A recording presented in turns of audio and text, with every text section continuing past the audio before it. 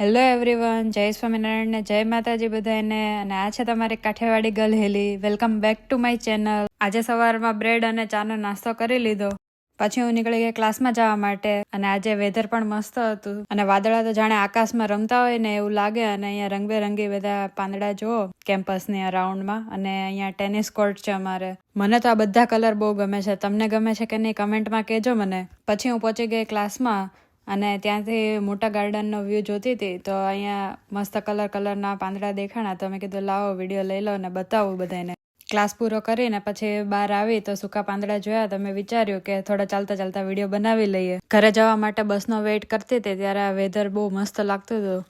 પાંદડા ઉડતા હતા અને સનલાઇટ પણ મસ્ત છે. પછી હું ઘરે જવા માટે નીકળી ત્યાં મારી ફ્રેન્ડ કેલી મને મળી. તેણે કીધું કે ચાલ આપણે મારી ઘરે જઈએ. તો મેં કીધું સારું ચલો આપણે મોજ કરીએ આજે. ક્લાસથી પાર્કિંગ લોટ થોડો દૂર છે તો અમે ચાલીને જતા હતા. અહીંયા નજારો એટલો મસ્ત છે ને તો અમને ફોટા પાડવાની ઈચ્છા થઈ ગઈ. તો બંને જણા ત્યાં ફોટો પાડવા ગયા. ફોટા પાડ્યા થોડી વાર અને પછી બંને નીકળી ગયા. પછી અમે પાર્કિંગ લોટમાં પહોંચી ગયા અને ગાડીમાં બેસી ગયા બંને. આ મારી અમેરિકન ફ્રેન્ડ છે કેલી. એને પણ મારી જેમ વિડીયો એડિટિંગ ને બધો શોખ છે. કેવું મસ્ત કોમ્બિનેશન છે હેલી અને કેલી. એક કાઠિયાવાડી ગર્લ ને એક અમેરિકન ગર્લ. પણ એના ઘરે જતા પહેલા અમે બંને ડિસાઈડ કર્યું કે કેમ્પસમાં એક રાઉન્ડ મારી અને પછી ઘરે જઈએ. તો એ કેમ્પસમાં અમે રાઉન્ડ મારતા હતા બંને જણા અને ગપ્પા લડાવતા હતા. પછી ડ્રાઈવ કરતા કરતા પહોંચી ગયા એની ઘરે. અને એની ઘરે પહોંચ્યા ત્યાં સડનલી વેધર પણ ચેન્જ થઈ ગયું અને વિન્ડી થઈ ગયું. પછી એના ઘરે જઈને 2 કલાક બેઠા, મસ્તી કરી, ગપ્પા માર્યા અને પછી મારા ઘરે જવા માટે નીકળી ગઈ. પછી પાછી એ મને મારા ઘરે મૂકવા આવી. ત્યારે અહીંયા ઘરે પહોંચી તો સૂર્યના કિરણો અને ઓરેન્જ પાંદડા કેવા મસ્ત લાગે છે. અને બસ ફરી એટલી જ વારમાં સની વેધર થઈ ગયું. જો કેટલું સડનલી ચેન્જ થઈ જાય. અને મારી નજર અચાનક ઉપર પડી તો જો કેવા ચકલા ઉડે છે ઉપર. એ મજા કરે બધા. હવે ચકલા પણ થોડા દિવસ જ દેખાશે. પછી ઠંડી જેવી ચાલુ થશે થોડીક વધારે એટલે એ પણ દેખાતા બંધ થઈ જશે. અને આજે કેમ્પસમાં હેલોવીન થીમ હતું તો હું પહોંચી ગઈ ત્યાં. હેપી હેલોવીન બધાને. અને આજે નાના કિડ્સ હોય એ બધા આવી રીતે પમ્પકિનમાં ચોકલેટ લેવા માટે નીકળી જાય. હેલોવીન એટલે વિદેશની કાળી ચૌદસ કહેવાય. લોકો અહીંયા આજના દિવસે એવું માને કે એ લોકોને પૂર્વજોની આત્મા હોય એ અહીંયા આવે. પણ એની જોડે નેગેટિવ આત્મા પણ આવે. એટલે એને ભગાડવા માટે લોકો ઘરની બહાર આવી રીતે ડેકોરેશન કરે હેલોવીન થીમનો. પણ અમારે અહીંયા ડાઇનિંગમાં અંદર હતું. આજે ડાઇનિંગ હોલમાં પણ બધે ઝાડા લગાવી દીધા હતા. લાઇટ્સ ને પમ્પકિન ને કેન્ડલ્સ ને બધું હતું. આને જોઈને તો કોઈક બી જ જાય ભૂત. તો એવરી સ્ટેશન ઉપર આ રીતે કંઈકનું કંઈક અલગ ડેકોરેશન કરેલું હતું બધું. આ જોઈને તો ઘણા બધા બી જતા હતા કેમ કે લાઇટ એકદમ ગ્રીન અને ભૂત બેસાડ્યું છે ઉપર. અહીંયા વોલ ઉપર પણ ચામાચીડિયા મૂકી દીધા છે બધા લાઇટિંગ સાથે.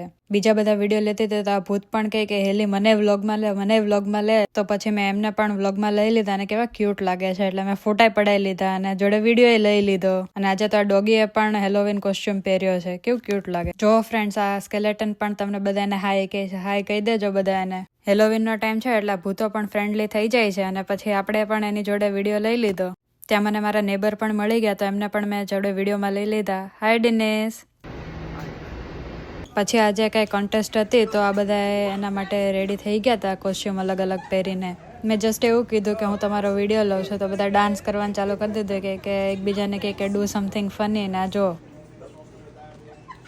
અને અહીંયા પછી હાડકાની માળા બનાવીને ફરતી બોર્ડરે મૂકી દીધી હતી. અને આ પમ્પકિન પણ ડેકોરેશન કર્યું હતું જાતે. તો એ પણ મૂકેલું છે એ લોકોએ.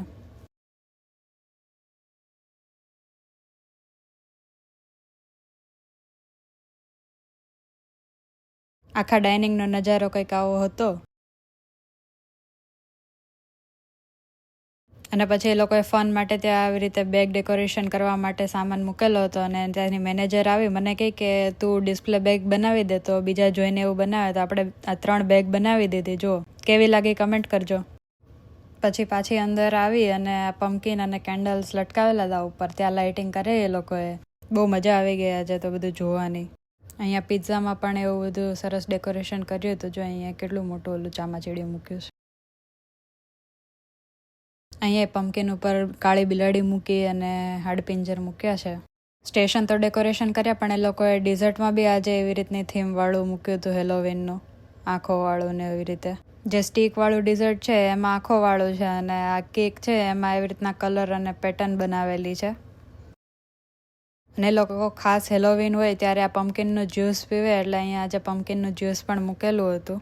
પછી અહીંયા મને એક મારી ફ્રેન્ડ મળી ગઈ, એ આર્ટિસ્ટ છે અને એણે પણ આ પોપકોર્નની બેગ ડેકોરેશન કરી દીધી હતી. અને બીજી એક ફ્રેન્ડ, આને જોઈને તો મને હસવાનું જ બંધ નહોતું થતું, કેવું રિએક્શન કર્યું હતું. બસ પછી આપણે પણ પોપકોર્ન ખાઈને નીકળી ગયા ઘરે.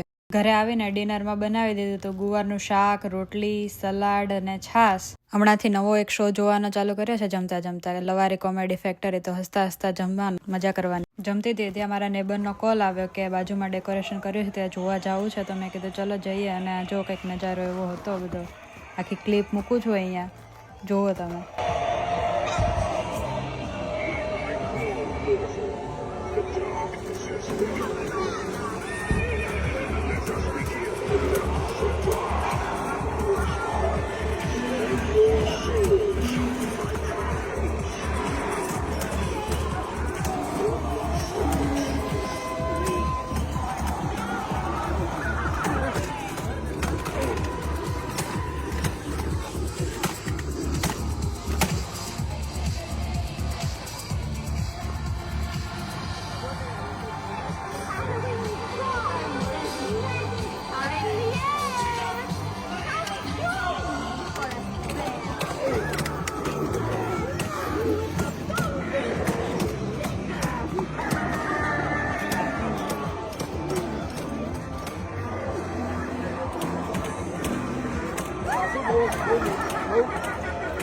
એકદમ સ્પૂકી અને ક્રિએટિવ હેલોવીન ડેકોરેશન જોયું. અને ઘરે આવતા હતા ત્યારે આ ચાંદ પણ અદ્ભુત લાગતો હતો.